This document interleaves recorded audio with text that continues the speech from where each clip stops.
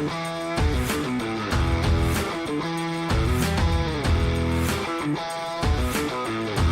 up, guys? Welcome back to the Jenks Island podcast, the only NFL podcast where you get your takes from a washed-up Division III cornerback. I'm your host, Grayson Jenkins, joined here today by Hammer or John Hammerly.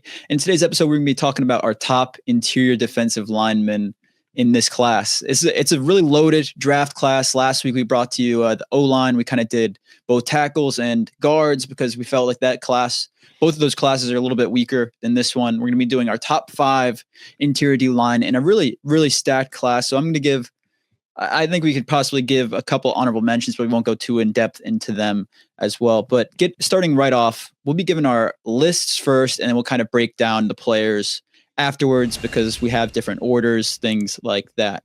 So, Hammer, you're the guest. You go first. What's your list for this class? Yeah, so first off, like you said, really tough list to make because I think this is, the meat and potatoes of this draft class. It's the defensive line and the edge and the running back. Those are probably going to be the toughest positions to really rank and list. So really tough, but these are my 5. At number 5, we got Alfred Collins from Texas. At 4, we got Kenneth Grant from Michigan. At 3, we got Walter Nolen from Ole Miss. At 2, we got Derrick Harmon from Oregon. And number 1, we got Mason Graham from Michigan. Yeah, I don't mind the list at all. I think Alfred Collins is going to be the one different guy we have. I have someone different on mine. So my top 5 are going to be TJ Sanders at 5, Walter Nolen at 4, Derrick Harmon at 3, Kenneth Grant at 2, and Mason Graham at 1. And then a couple honorable mentions I want to give really quick. One he's probably not even top 7 or 8, but JJ Pegues, I think is how you pronounce it. He's out of Ole Miss as well as Walter Nolen, but an interesting prospect with him is his versatility on the offensive side, because he came into college as a tight end, bulked up, moved to the defensive side of the ball, also played fullback this year and scored 8 rushing touchdowns, kind of like a Refrigerator Perry type of fullback. So we could see that come into the league, which would be really interesting. And then Deion Walker out of Kentucky, really freak. Yeah, athletic and just freak of nature size. Yeah. And I think he's really raw. So I don't see him being really the top 5 because these guys are all a little bit more polished than he is. But he could get picked anywhere within he could get picked really anywhere. It's a really wide range for him just because teams value the size, things like that. So I could see him going a little bit higher. And then Ty's list really quick, just want to list it, is 4, he got Derrick Harmon, 3, Walter Nolen, 2, Kenneth Grant, and 1, Mason Graham. And then Hammer, you were about to say something. Yeah, I would just say, Deion Walker, he's a freak. I said he was a unicorn just with the athlete he is at the size and have the movement skills he has. Darius Alexander is another guy who's really good, but we talked about it over text today, kind of smaller school, and he's on the older side.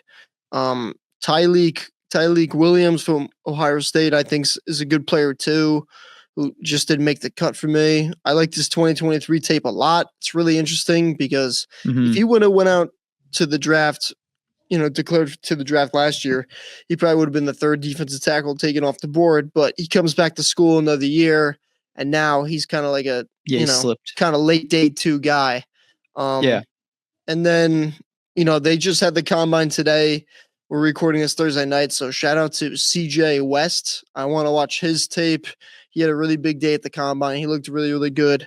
He got a comparison to Kenny Clark, stud from Green Bay. So I got to definitely go check him out. But let's get into it. Always find a way for the Green Bay plugs. Anyways, Hammer, I would love to hear first your number 5 guy. We could talk about Alfred Collins, a guy that had pretty solid tape. He's kind of an interesting prospect, obviously coming from Texas. Big school, really good defense. They produce DTs. Exactly. So a guy being that low, to me, I think I have him around the 8 or 9 range. You have him at 5, so I'd love to hear what you think about him. What do you got? Yeah, so this was a fight for this 5 spot for me between TJ Sanders and Alfred Collins. Okay. I went with Alfred because I think he's just built right now for the NFL. I think he's more kind of NFL ready, and he just does some things that I value a little bit more as a DT than TJ. And he comes from Texas, who just produces these guys. But I really like his frame. He's got good length, arm length. He's got good pursuits of the football, which I like. The lateral movement is on display a lot. He can collapse the pocket as a rusher. They even line him up as a 5-tech sometimes, and he just bull rushes, like dog walks that tackle into the QB's lap, which is really kind of fun to watch. A guy that size out wide. He bats down balls. He's got a really good act for that. And he's really good against the run. Weaknesses, I would say, technique, his stance. Sometimes his stance is kind of lazy, and it affects the way, he gets off the ball, his first step. I think he's got to work on the pass rush moves like a lot of DTs do. Not a lot of these guys are really good pass rushers. And then, I think pad level, I think he gets up too high, but again, that's a little tough when you're standing at 6'5". But I like him a lot. He stood out this year. He had a big year. Murphy and Sweat got drafted last year, so this was his season to really, break out, and he did that. He has all the tools to become a really good player, and he could play all along that defensive line from nose to 3-tech to a 5-tech. Yeah, no, I definitely I agree with the pros there. The cons, I think the pad level got to be talked about because you'll see in his film he has some plays where he is able to get down, get low, and then other plays he just stands straight up, and I think that's something that's really concerning for NFL teams. And then I think just developing the pass game would be really big for him. His pass rush moves. He doesn't have the biggest bag right now at the pass rush. Like you said, though, run game pretty solid, and I think a lot of teams see it as a pro at the NFL level, and that's going to be something that bumps him up the draft board a lot. My number 5, TJ Sanders, obviously a guy out of South Carolina that I think has a lot of, I would say he's pretty raw for what he is, and at being this high, I think it's a little bit risky, but I think his pros really outweigh that at this point in time. He has great burst off the line, solid balance while having a good arsenal of both speed and power rush moves. He could kind of do a little bit of everything. The biggest pro for him, in my opinion, is his athleticism. And I know he's a little bit undersized, right? He's 290 pounds, 6'4", so he's a little bit smaller in weight. And I think if you're able to bulk him up a little bit going into the season, I think that'll kind of go down as a con, obviously. And I think his great motor, every single play, you see him sprinting to the ball, sprinting to the whoever, wherever he thinks the ball is going. I think that's really a really big pro for him. I will say that comes with that motor is he relies too much on his athleticism and kind of just goes to his guts at times. And I think that gets him into bad position, or he goes the wrong way. And I think that hurts him a little bit in the draft stock. He needs to utilize more pass rush moves. I think he kind of is relies on improvisation too much at times in his pass rush. And I think that kind of hurts him. He struggles against a double team. Again, 290 pounds. That's not what you want to see at an interior guy. So I think what my big note for him is that I think he would be most successful in a 4-3 system versus a 3-4. He's not a kind of guy that's just going to be a nose tackle that can just take on double teams consistently. So I think a 4-3 would be really beneficial for him. Kind of get him in that a little bit of a wider tech than the 0-1-2. Yeah, he's a 3-tech. He's definitely a 3-tech. I don't see he's him, not a nose. Yeah, I don't see him being a nose. So I think that kind of lowers his draft stock as well for some of these guys above him in that sense. So I'm going to go put him at 5. I think it's a solid spot for him, but I think he's really raw, and I think the talent that he has could lead to a really successful NFL career. So that's why I have him there. Yeah, I agree with a lot you said. I think really good athlete. But he's young. He's on the younger side. I think he relies on that, gets away with it in college. I think he's got to develop, but he's got all the tools to be a really good player, and especially to be a really good pass rusher up the middle for for the team he gets chosen by. Yeah. No. And next we can talk about Kenneth Grant. You have a little bit lower than I do. And Ty, you have him lower than both of us. So I want to hear why you kind of have him a little bit lower. And I know he has a lot of hype going in this draft. A lot of people have him 3 or 2. So what's your reason to have him at 4 versus some of those higher spots? Yeah, so I got him at 4 because I guess I'll start with the negatives because I got him at 4. Even though, all these guys are just top tier, awesome guys. But for me, I think he's a 2-down guy. I don't think he's got the pass rush ability in for the NFL, and I don't think the stamina to really be a 3-down guy. I think he lacks consistency. I think consistency, he lacked a lot on tape. I got a quote from a scout, and it says he was a little inconsistent on tape in 2024, but he's going to be a really freaky tester, and guys with that size and those numbers are really tough to find, which is totally true. I think his anchor is kind of weak when he gets down block. When he gets down blocked, and it's kind of tough for him to get off it because he's got such a narrow base. And he's supposed to be a power player, but I don't like his pad level either. Kind of like Collins, I think he pops up. And for a power player, when you don't have good pad level and you're standing up high, you got no power at all. You got to stay nice and low to the ground and use your lower half to generate that power. So those are kind of my negatives on him, but the good stuff, I love the size, the length, the weight. Amazing athlete for his size. He does have an ability to split double teams, using his power and quickness. Shows really good effort. He's got strong hands. He's got a really good club move, and he creates leverage. And then he had decent production in college with a good number of sacks. I think like 3 or 4 each year, which is for that nose position is pretty good. Yeah, finished with 8 total sacks. And I think the big thing for him, obviously he's playing against Mason Graham, right? So I think if we take that into account, it kind of, you look at it, 3 sacks playing alongside Mason Graham. So Mason Graham could draw the attention from some of these linemen when he's playing there too. So that draws a little bit of maybe a con to add on. I had a couple cons here. I think he was my number 2 guy, but I had him trying to do too much at times. My biggest note for him is do his 111th, do his job. If he can do that in NFL, I think he'd be really, really solid. But I think trying to do too much at times took him out of the play. I said he had his size, obviously 342 pounds, biggest in this class of the top guys. Allows him to anchor the middle against multiple blockers. Pretty solid arsenal of moves. I know you weren't too big on his pass rush ability, but I think it was solid enough for a guy his size that that's kind of what you want to see in an NFL defense.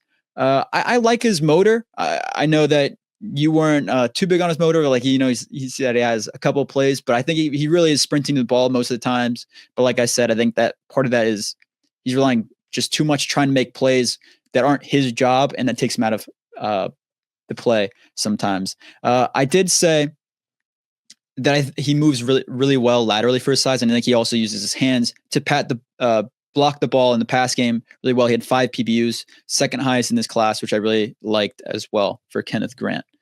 Moving on to my number 4, I have Walter Nolen, a guy that he's getting extremely, extremely hyped up in this draft class, and I think. Obviously, I think he's a good player. All these guys in the top 5 are going to be good players, and in the NFL, I think they have very solid potential in the NFL. But this guy, I mean, the way that people are talking about him, you think he's like the second coming of Jesus right now, behind Mason Graham. And I think that, yes, he's very, very athletic, right? 6'3", 293, a little bit undersized for a defensive tackle, but 293 pounds, you're going to be a little bit more athletic than some of the other guys, but he's powerful first step and burst, right? These are my pros. Powerful first step and burst. Speed is a huge part of his game, can get through gaps with a lot of quickness, and that's something that everyone is going to like in the NFL level. Great motor, always sprinting to the play. But those are all, again, athleticism kind of things. Whereas the cons, I think he relies too much on his athleticism. I think he needs to utilize more pass rush moves. I think he has a smaller bag than a couple of these other guys above him on my list. And I think he struggles against the double team. And there are times where I'm watching his film. As soon as he steps up to engage with the blocker, I see his feet stop for like half a second. And when your feet stop for half a second like that, as soon as the offensive blocker is on you, I think you're going to push back a little bit more than you need to be. So I think that was one of his big cons. I think he just needs to gain a little bit more weight when he's getting into the NFL. Those are my big notes for him. Hammer, what do you think? Yeah, I like him a lot. I got him at number 3 on my list.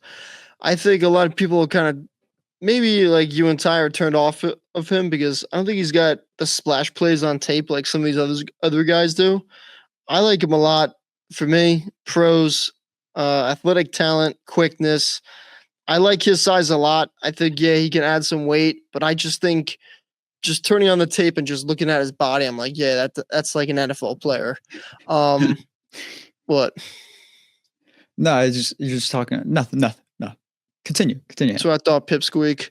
I think he collapses the pocket. That is wild. Gives really good effort. I think he's a bully. Too. I think he can win with power and quickness. He's got good production in college. Tackling was awesome.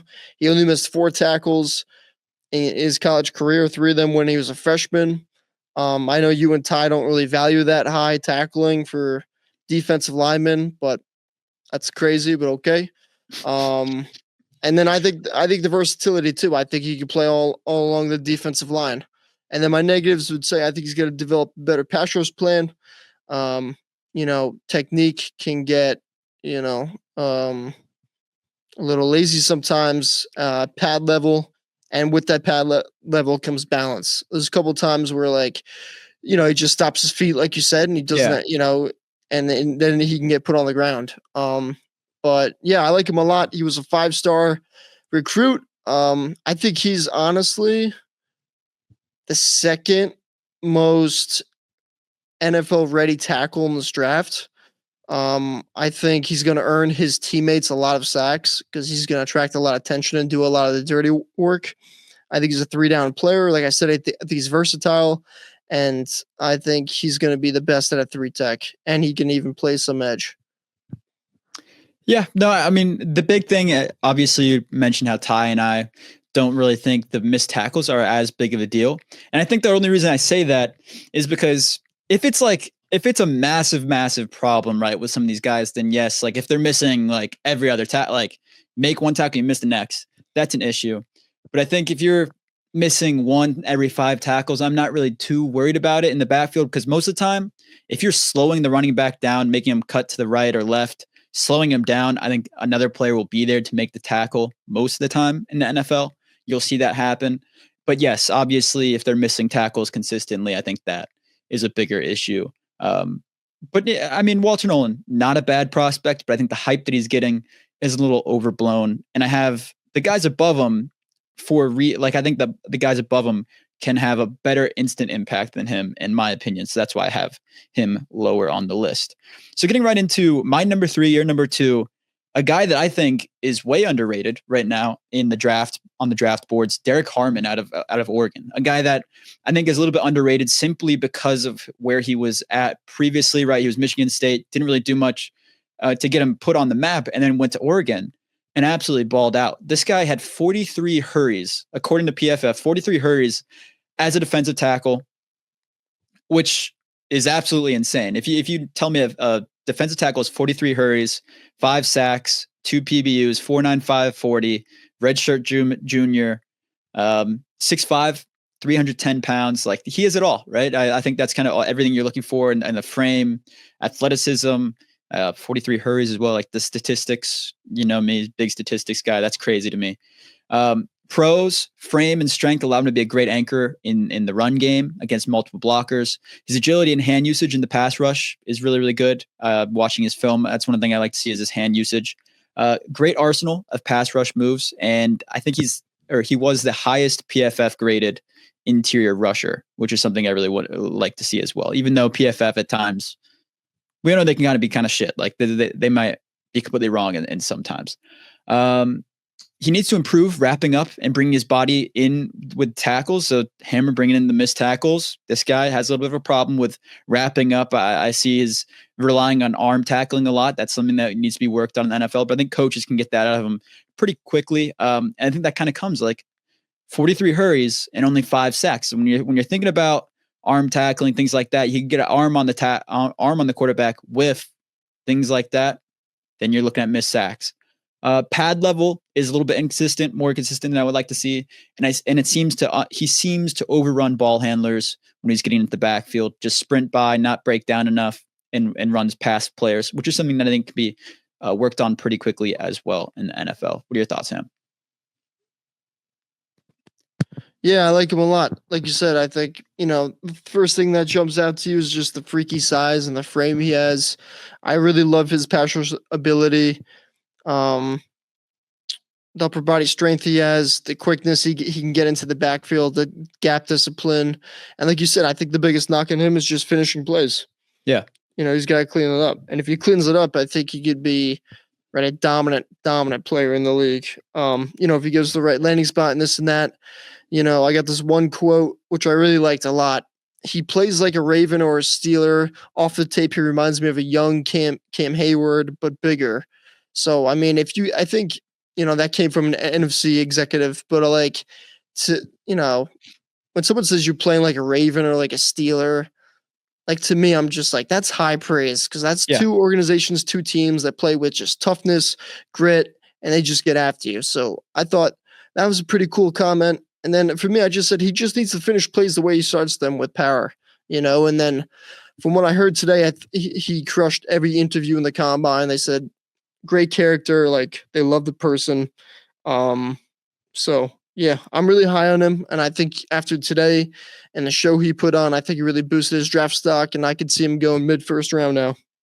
Yeah, I was tempted to even move him up above Kenneth Grant watching film today, but I think Kenneth Grant just with his size alone is more of like a run defender in the NFL, kind of like a plug and play guy that just kind of you pick a little bit higher just because you know that he'll be an anchor in the middle for you. Whereas Derrick Harmon, like I said, is kind of had a 1-year blip, really, really great performance year. Obviously, like you said, has the power, everything that he could be an absolute stud in the NFL. We'll see if he plays out that way. But I really like what he's bringing to the table as a prospect, and I'm excited to see what he does. Obviously, depends on landing spot as well. Now, getting into the number one guy, obviously, this is a consensus number one, probably a top 10, could even be. Question. I got a question for you quick. Derrick Harmon, did you get his age or no? No. I think he's young. I believe he's younger. I believe he's young. I couldn't find it either. I think he's 22, I'm guessing. I'll find it. He's 22. I'll find it, yeah. I couldn't, for some reason, some of these guys, their age was tough to find. Like they're trying to hide it. He is, let's see. Yeah, no, a lot of the players is kind of tough to find. Just some of them, it's like it pops up right away, and some of them you have to go like digging. Yeah, and obviously, like I'd say 22, right? Would you say that? Yeah, 22, 21, which crazy because I'm going through some of these guys. They're younger than me, and I'm a 5'9" white dude that can barely make it to 160 pounds. And it's just painful to see some genetics that some of these guys have, and it's like it should have been me, man. Should have been me. Obviously, Cooper DeJean, biggest guy that I'm looking at. He's like 2 weeks older than me, and like he had the career path that I could have only dreamed upon, right? Because cornerback, white. Just even the hair is like similar. I mean, dude, it could have been me, Ham, but it's not. Anyways, a little bit of a side rant. All these guys, relatively young. Dude. You got a podcast that's got 200 something subs. Yeah, 200 subs. Doing good. If you're one of them, we're happy you're listening. But anyways, Derrick Harmon, yes, I believe he's like 21, 22. Number one guy, absolute beast. Mason Graham coming in from Michigan. And I think this is a really exciting pick for a lot of teams because he could go anywhere from 5 to 10, just depending on how this draft board kind of falls.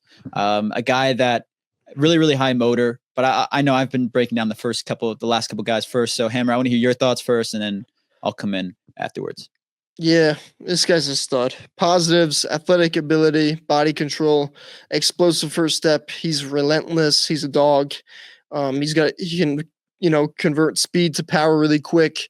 Quickness and movement skills, and twist and stunts are really awesome. He's got violent hands. He's got good awareness, versatility, and strength. I think the knocks on him has got to be his length, right? Yeah. His anchoring against double teams, that's going to hurt a little bit when you don't have that length. And I think finishing at times, tackling. Okay. Yeah, no, I mean, basically same cons for me. Is the shorter arms. That's a big knock when you're the interior anchor for your team. I think he needs to improve his bull rush a little bit more. Obviously, shorter arms makes it a little bit tougher to get your hands on some of these bigger linemen in the NFL.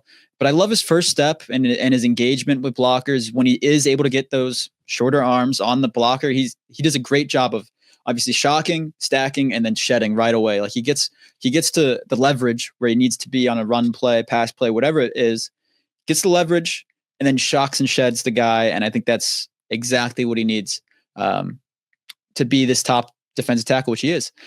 His first step and burst, amazing. Great motor, always looking to make the play. Great hands with first steps. Obviously, as he's stepping, he's getting those hands up. And I think he has a great arsenal of speed moves. You see it in his film. He's doing the spin move. He can do the push, pull, rip, whatever you want to do, swim.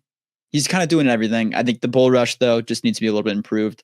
But this guy, I mean, 5 sacks, 9 hits, 20 hurries, 1 PBU, 320 pounds, 6'3". He's kind of got it all. And the film does not lie. This guy can do everything for you at defensive tackle. And I think that's all these teams are looking for. So if he falls to 9, I think the Saints have to take him. I think you have to. I put out a tweet.